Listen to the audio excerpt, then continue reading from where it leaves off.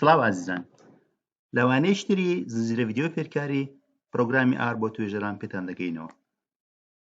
لەوانەیە ئەوڕۆ باسی تێستی ستودێنت دەکەین، ستودێنتی تێست.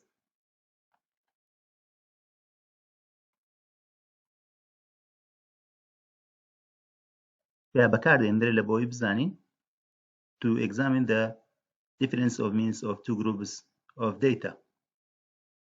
تاکو جیاوازی ئەڤەرێجی دوو گروپی تاقی بکەینەوە.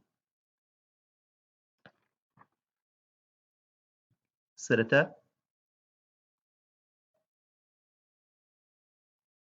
داتاکەی دروست دەکەین لە بۆ نمونە گروپی A بریتیە لە چ نرخەکانی 86 97 99 100 101 تا دوای.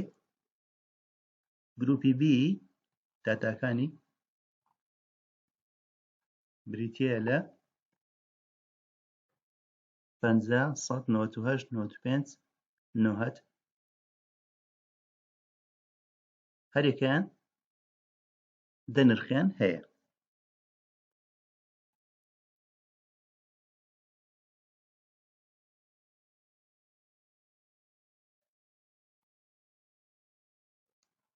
بەو شێوەیە گروپی A و B مان ناساند کە ئەو نرخانەیان هەیە.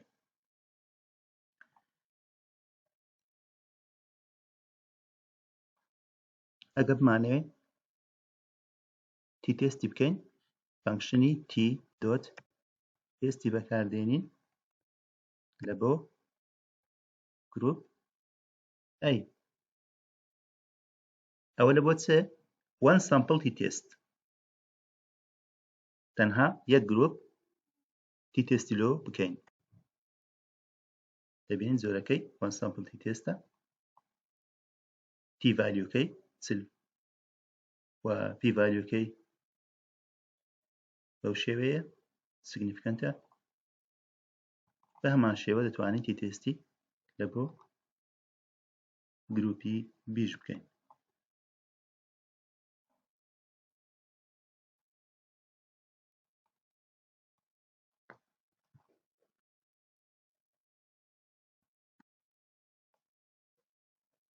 ئەوە t.tesتی one sample لە زۆری one sample.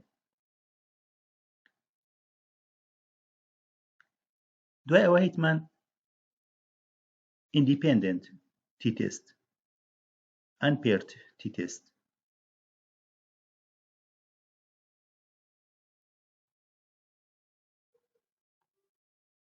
ئەگەر بڵێن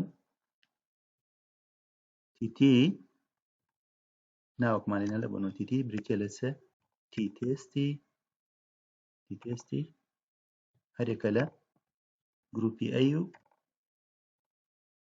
گروپی B.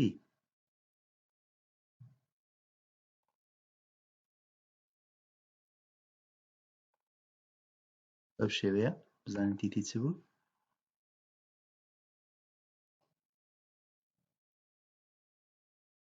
t valueکەمان دەداتێ degree of freedom 12.74، p valueکەی 0.257.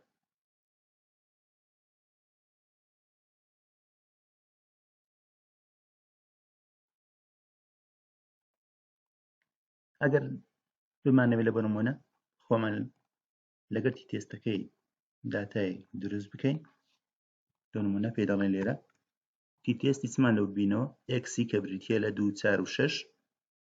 ئەگەر هاتوو y نرخەکانی بریتی بوو لە 2 4 و 6، لە بۆ تێستکردن هەمان نرخی دەدەین x و y. دەبینین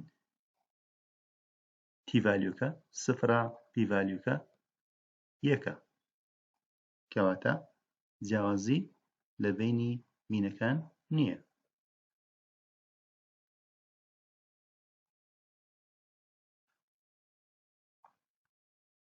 ئەگەر نرخی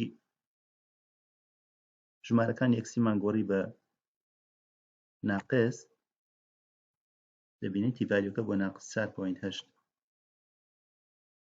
p valueکەش پێشتر 1 بوو بووە 0.008.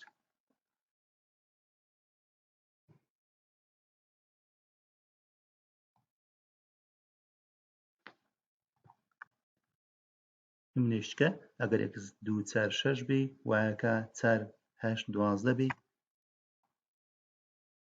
دەبین تی ڤالیۆکە ناقص 1 و 5 دەرەچی و پی ڤالیۆکەی 0.22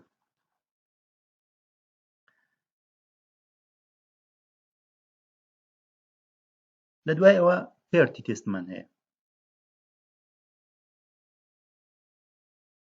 پێرتی تێست بەکاردێت لە حاڵەتەکی لە بۆ نمونە ئەگەر هاتوو کۆمەڵ قوتابی لە بۆ نمونە تاقیکردنەوەیان کردبوو، هەمان کەس هەمان پۆپولیشنە بەڵام لە دوو کاتی جیاوازدا بەتون دوو تاقیکردنەوەی جیاوازدا کە نمرەکانیان گۆڕایە. سەرەتا داتاکەی دروست دەکەین، ناوی لێ دەنێن df داتا فرێم، بریتە لە چ داتا فرێمی ناوەکان لە بۆ نمونە جۆن ئەلی تا دوایی 6 ناوماندانایە. لە فێرز ئێگزام تاقیکردنەوە یەکەم چەندیان هێنایە 7 41 85 تا دوایی سێکند ئێگزام هەیە نمرەکەی دابەزێ وەکو جۆن ئەلی نمرەکەی بەرز بوویتەوە. بەو شێوەیە بزانین بە تی تێستی چیمان پێ دەڵێ. سەرەتا داتاکەی داخل دەکەین، داتا فرێمەکە سێ ستونمان هەیە، ستونی یەکەم ناوەکان، ستونی دووەم نمرەیان لە تاقیکردنەوە یەکەم، ستونی دووەم نمرەی تاقیکردنەوە یەکەمە، ستونی سێم نمرەی تاقیکردنەوەی دووەمە. ئێستا دەڵێن تی تێستی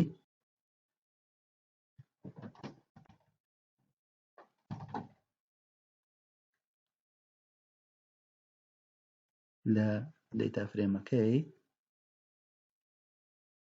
فێرز ئێگزام هەروەها لە دەیتا فرێمەکەی سێکند ئێگزام. بەڵام لەبەرەوەی پێرتی تێستە دەڵێن paired equal true.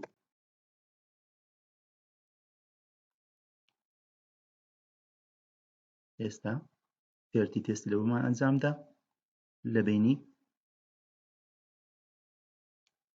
قیمەتەکانی ئەو ناوەنە لە ئیمتحان یەکەم لەگەڵ ئیمتحانی دووەم لۆمان دەرچووکەوە تی ڤالیۆکە ناقص 0.6 و پی ڤالیۆکەی 0.57.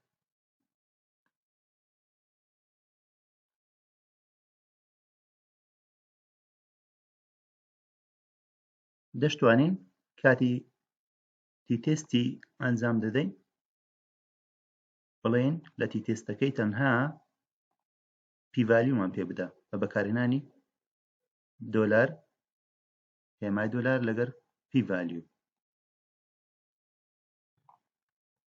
ئێستا دەڵێن تی تێستی گروپی ئەی و گروپی بی ئەنجام بدە، دەرەنجامی پی ڤالیومان پێ بدە. پی ڤالیوکەی 0.2569 بە هەمان شێوە دەتوانین دەرەنجامەکانی دیکە بە دەربێخین لەوەی ناومان لێ ناوتی تی لە تیتیەکەی نیشانەی دۆلار پی ڤالیو پێمان بدە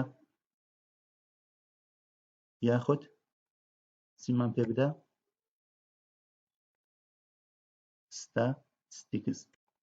ستاتستیک. دەبینن ستاتستیکە بریتیە لە قیمەتی تیەکەی 1.186.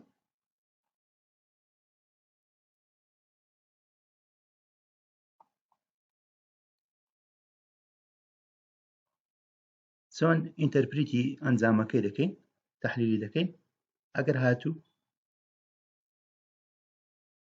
پی ڤالیۆکەی گەورەتر بوو لە 0.05 چ دەگەیەنی؟ ئەوەی دەگەیەنی indicates that means of groups of data are not significantly different. ئەوەی دەگەیەنی کە معدەلی گروپەکان بە شێوازێکی بەرچاو جیاواز نییە. وەکو لەو نمونەی بۆمان دەرکەوت کەوە p valueەکەی گەورەترە لە 0.05 ئەوەی دەگەینی کەوە لە هەردوو ئیمتحانی بە شێوازێکی بەرچاو ئەڤەرێجەکانیان جیاواز نییە.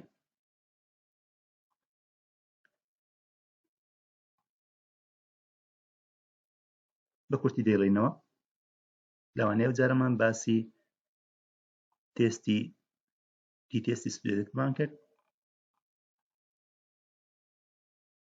گروپی A و گروپی B ژمارەماندایە، بەڵام دەبێ هەمان ژمارەیان هەبێ. لە بۆ نمونە لێرە 10 نرخی هەیە، لێرەش دەبێت 10 نرخی هەبێ، 5 بوو 5 بەو شێوەیە. وان سامپڵ t.testمان هەیە، تەنها یەک گروپ t.test لۆ ئەنجام دەدەین، لە بۆ نمونە t.test گروپی A.